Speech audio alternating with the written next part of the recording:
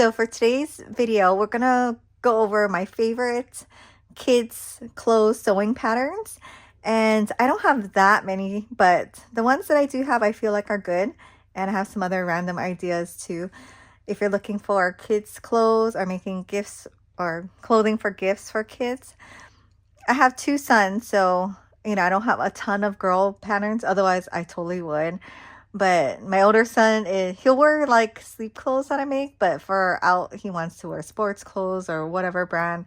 My younger son will, but mostly just the shorts. I wanted to do this video because I did make a whole bunch of girl dresses and I have them right now before I give them away. And I have a boy set that I just made a video on. I don't know if the video is going to come out before this or not, but I have that set to show before I give it away too. So I think I'll do the girls' clothes first. And I have 3 patterns that I bought. I can't find one of them. I will have to just insert a photo. Also, this one, my printer was like dying. But this is my absolute favorite one. This is the Ellie & Mac School Cool Tunic and Dress pattern. And this is just like a full circle skirt. And you can do a tank top, you can do long sleeve, I think like a flutter sleeve, short sleeve.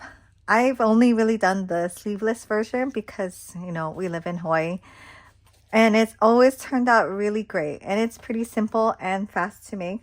So when I was in the mainland or in Arizona, I went to Joann's while they had fabric on sale. And I found this really cute Little Mermaid knit fabric. And so I made a couple dresses. I have one for my niece and then one for a family friend.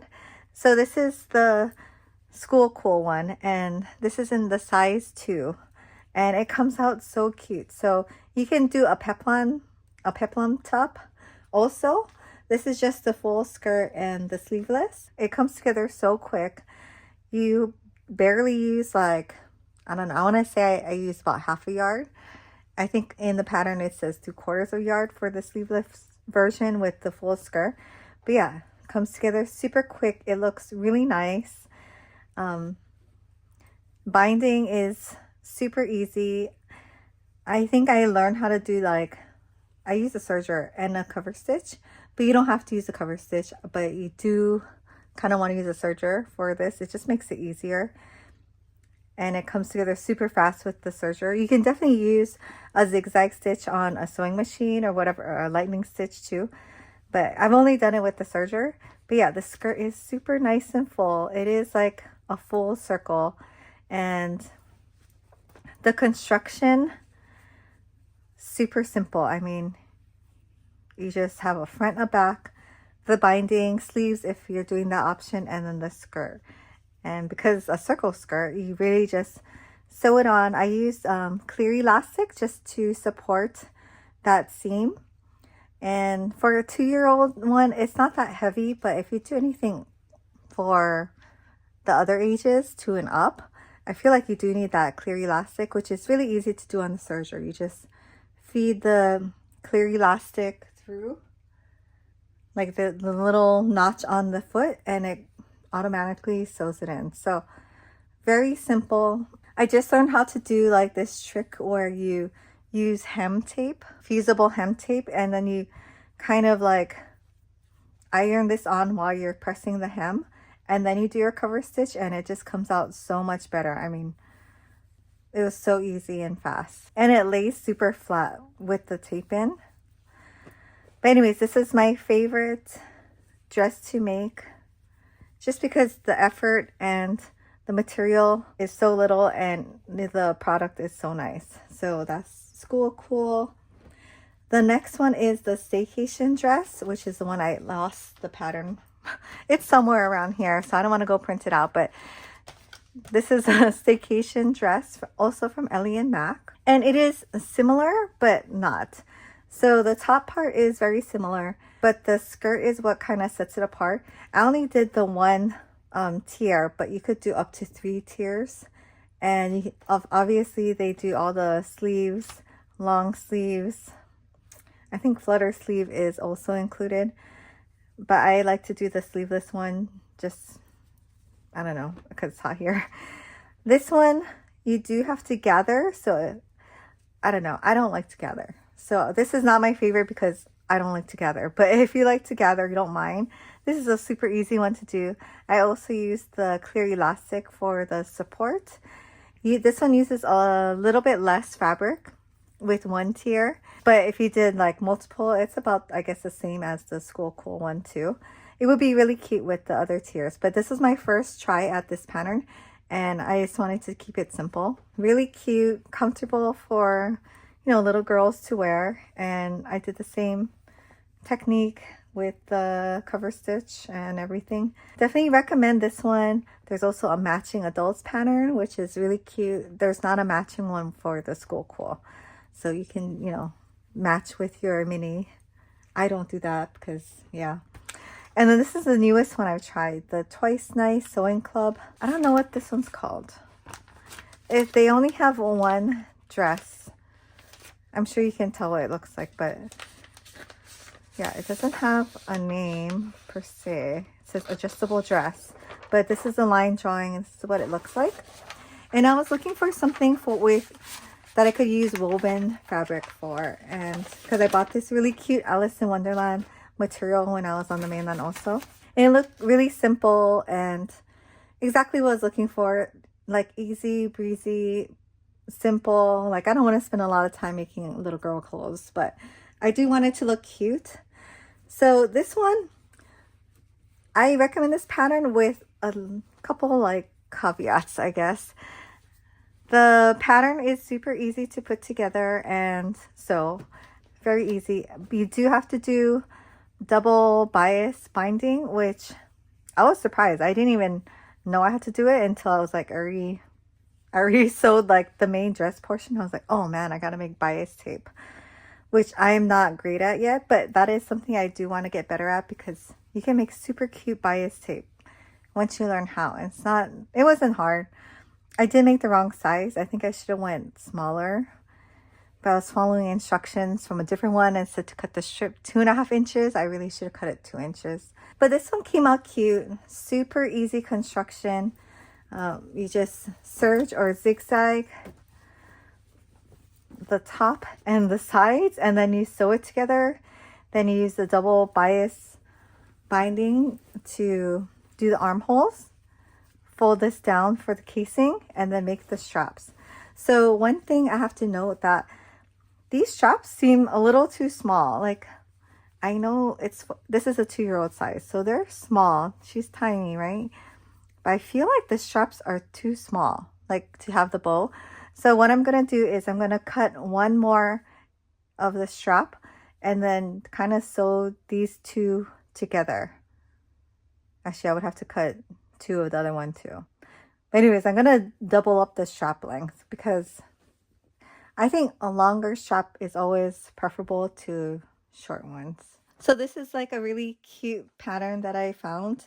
I actually wanted to do it out of a double gauze. I have like a light blue double gauze somewhere and I wanted to try that, but it would be super cute in like something like this kind of material. Little less structured, little more like, I don't know, modern vibe, I think. This was a very cute and easy pattern besides the double bias tape. Another random idea is, I don't have the kids version because I did give it away already, but so a denim jacket with patches is always super cute for little girls. I have a Brother SC2000 and that one, it converts into a sewing machine and a single needle embroidery machine. And I was having tons of fun with that. This is my test one. This is like my size. It's a crop small. It's small. It's cropped. But this is my jacket. But I made like a tiny one for her. And I embroidered it.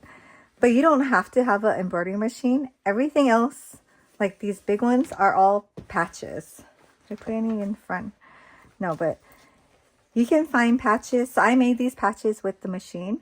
And I did this one too. But you can buy patches like on Amazon for super cheap, on Temu.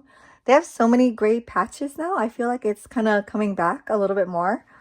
And they have lettering too. So, I don't know, super easy, cute gift idea for girls. And then for boys, pretty much just have a shirt and a pants one. So my favorite shorts to make the kids is from this pattern, Simplicity S9128. And this is just a very basic shorts pattern. This one doesn't have pockets. So I took the pockets from this pattern, which is also a kid's one. But these shorts are longer. And it has like the fake fly, which if you want to do it, you can. But I'm not going to do like the extra details for kids' clothes. So I prefer this simple one and just adding the pockets to this one. The instructions are pretty same. This is M6972. So I made one for my nephew. And this is like a size 5 shorts. Super simple, but it does have the pocket. And I like this length better. This one is just too long. And this one goes all the way to like a teenage. Well, I wouldn't say teenage because it's the large, and this one is too small for my older son, and he's 12. The only thing I don't like about this pattern is the gap, the size gap between the boys large and the men's small is huge. Like I need to, for my 12-year-old, I need to find a whole different pattern because the large is too small, the men's small is too huge. So he needs something in between. I guess I could like kind of grade it and whatever. That could work, but I just haven't done it. I haven't made this shirt, but I think this is like a good pattern for the shirt too. Just a simple raglan type style shirt. And this one, the McCall 6972. I love the kids shirt in this one. It's so good. It's so easy. And it's just like a easy camp style shirt for little kids. So I made my younger son this one. And this is like one of the first shirts I even attempted to make, and it came out good. So I'm really impressed with the pattern. It's super simple. Like there's the collar, the camp style collar. And if you don't know the difference between the camp style and like a regular collar, it doesn't have the collar. I think it's called a collar stay, which is like another piece here that you'll find in more dressier shirts. This kind of collar is all like one piece. I mean, you just have like the collar piece, and then you have like the front and the back. You don't have anything extra. And this one doesn't have a yoke, which I mean, I don't mind. It was a way easier, one less step.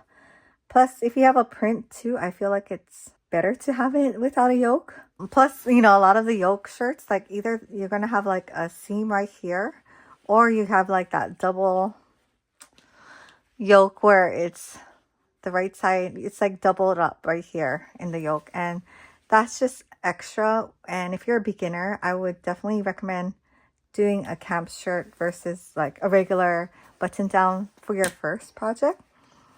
Also, everything else came out great. Like the fit was great.